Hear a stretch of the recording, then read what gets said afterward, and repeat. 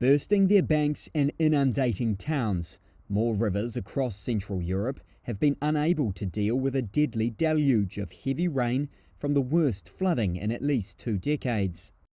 And on Monday, Poland's government declared a disaster in affected areas and said that it had set aside $260 million to help victims. Prime Minister Donald Tusk said his country and others affected would seek financial aid from the European Union.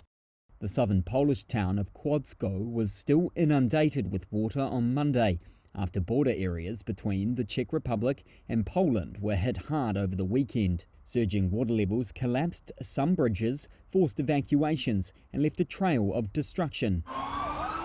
And in Nysa, swollen rivers caused a hospital to evacuate its patients, including pregnant women and elderly people in rafts. The country's education minister said 420 schools had been closed across 4 provinces.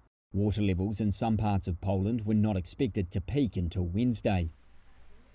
Thousands have been evacuated in the Czech Republic, and in the town of Jeseník, floods stormed through on Sunday, destroying vehicles, roads and homes. Some residents have begun the clean-up after water levels began to drop. This man saw water as high as 2 meters running through the street. He says his house may need to be taken down and the telephone lines are not working. Water and electricity are also out. Devastating impacts have also been felt in eastern Romania, where villages and towns were submerged.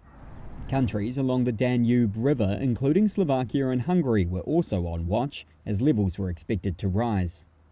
Budapest has declared 12,000 soldiers are on standby to respond.